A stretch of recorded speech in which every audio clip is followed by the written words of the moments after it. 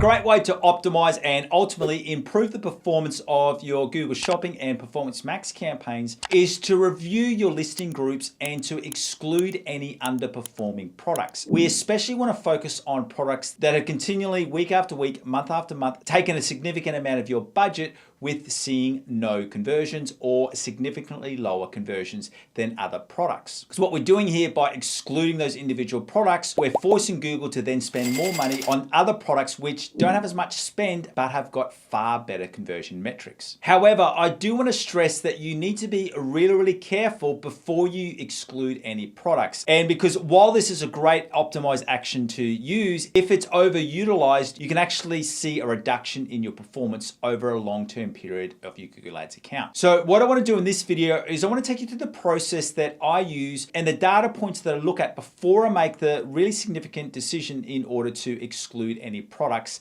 in my shopping feed. But before we get there, I do want to stress that this is just one of the important optimization actions that you need to be completing for your e-commerce campaigns in Google Ads. And if you want to make sure that you're completing all of the correct optimization actions and also completing them at the right schedule, because there are some optimizations that you need to complete weekly, whereas there's others that you're only completing every 60 or 90 days. And if you want to know the exact way to optimize your campaigns, go through and follow that link in the description below so you can get free access to my Google Ads e-commerce optimization checklist. Now, back to those 4 things that you need to consider before you make the significant decision of excluding a product from your Google Ads campaign. And these are the questions that I ask myself when I go through this process. And the first thing is this product currently in the top spending products in the product category that we've grouped it together? And has it been in that top 10 over the last 30, 60, and 90 days? Because that then brings us to the second question. And what we want to look at is, has the spending for this product significantly dropped over the last 30 days? So you might have a product that 3 months ago was maybe in the top 3 of spend, whereas now you're looking at it, it's like number 9 or 10. If you start to see that rapid decline in a product spend, I generally don't exclude it, because what's happening there is we're already seeing that Google is starting to lower down that spending for that product because it's not getting the best conversion data. We'll just keep an eye on it, because if that trend continues to go down, I'm happy with that, because what we don't want to do is that we don't want to block off a product that may be converting again in the future. And that brings us to the consideration or question that we need to ask, and this is number 3, and that is, are there any long-term, so 6-month, 12-month data points that is causing this high level of spend? And if you go back and look at some longer-term data, what you might see is that you might see that 6 months ago that this product was far outperforming all of your other products. And that's why Google has given it some extra spend. And if that is the case, what you want to look at is point number 4, is that you want to then go through and have a look at, are there any external reasons for why your conversion metrics may have dropped? And especially want to be looking at our price competitiveness. Have some of our competitors lowered their pricing, which is now meaning that we're not getting the same amount of conversions. So as you can see, I'm definitely not one that wants to be so-called really trigger happy and just excluding products as soon as they're not providing any conversions. What you want to be doing is you really want to be going through and looking at some longer data points and really trying to ascertain, is Google already starting to drop the spending on those products? And secondly, are there some really valid reasons for why these products aren't converting like they were, a month or 2 ago? And so that you can get the most out of this teaching, we're going to jump into a bit of a longer screen share so I can show you some real examples of how I go through and review this. And we're going to be jumping through not only Google Ads, but also some Merchant Center examples.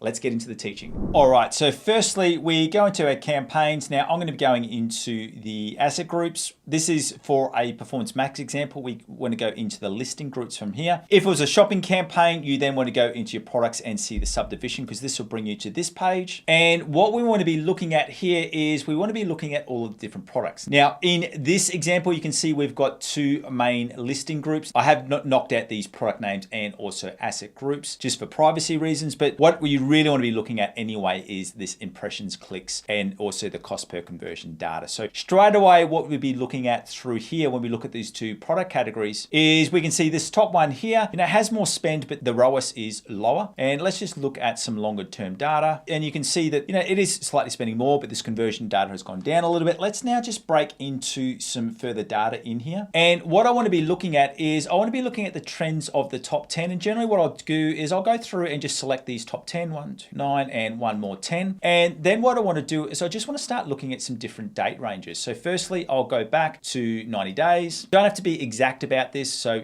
we're looking now between February and May. We can see here that there has been some products that have jumped up and have gone down. And then I usually take it back to about the next 60 days. Once again, not being exact, we're just looking at little increments. So we can see here, that's our top 10. And then let's go to the last 30 days. What we're looking at is I can see that there hasn't been that much movement in the top 10. So generally what I'll do is I'll unselect those. And then I want to look at some ones in particular. And what I really want to start figuring out is any of these which have been spending more money, but with lower results. So some of the ones that I really want to look at is these 4 in here. And the reason for that is because the ROAS is all significantly lower than these other ones up here. So you can see this one's below 2, this one's at 0, this one's a 1.3, and this one's a 0.5. So then what I want to do is I want to go through the same protocol again. Let's start changing some of these dates around. And the reason for why I've selected them is you can see, we can still see them here, but I can see how it's changing over time. So I can see these top 2, I can see that this one has been performing better. And at one stage it was above a 3. And then we go back to, let's go back to about a 60-day window. And we can see how that's all dropped down. Now what I can even do even further is if we want to select this one which hasn't had any conversions, and now this is the only product that is selected. I've had a look at that. That's over about 120-day period. Let's go 60 days. I can see that there were some conversions there. When then we look at the last 30 days versus how it's been performing so far to date, we can see that Google has already been increasing and decreasing that spend. So I wouldn't be excluding that yet. What we'd be really looking at is we would only be excluding products that for 30, 60, 90, 120 days we'd seen no conversions. And they're the real ones that you want to focus on. And now the other way that you can go about it, so that first process of what you want to be going through and having a look at is you don't only want to be just looking at 30 days, you want to be looking at 30 days, 60 days, 90 days, even 120 days or 6 months of the data, and select some of these products, take a bit of a deeper dive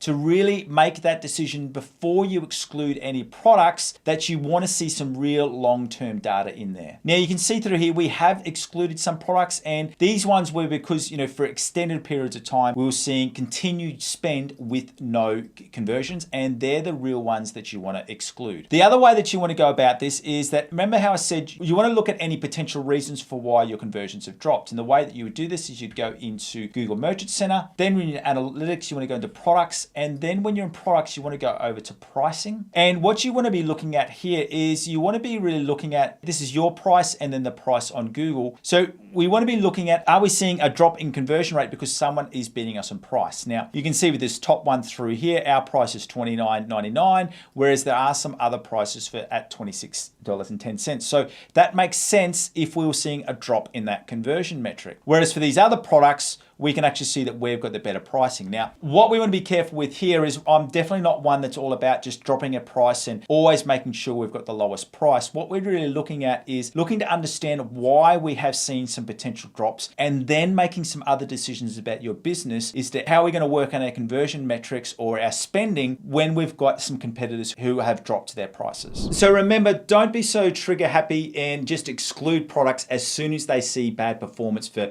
2 weeks or 3 weeks. What you really want to do is you want to look at some longer term data trends, 30 days, 60 days, 90 days, even out to 6 months, and really go through the process and see, has Google already started to reduce the spend?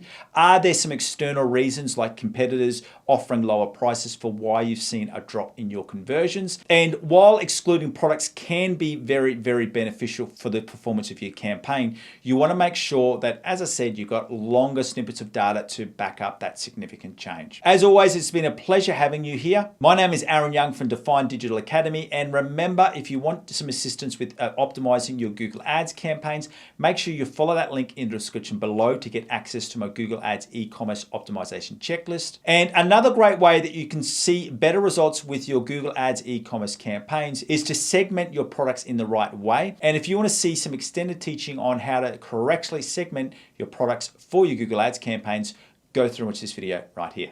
See ya.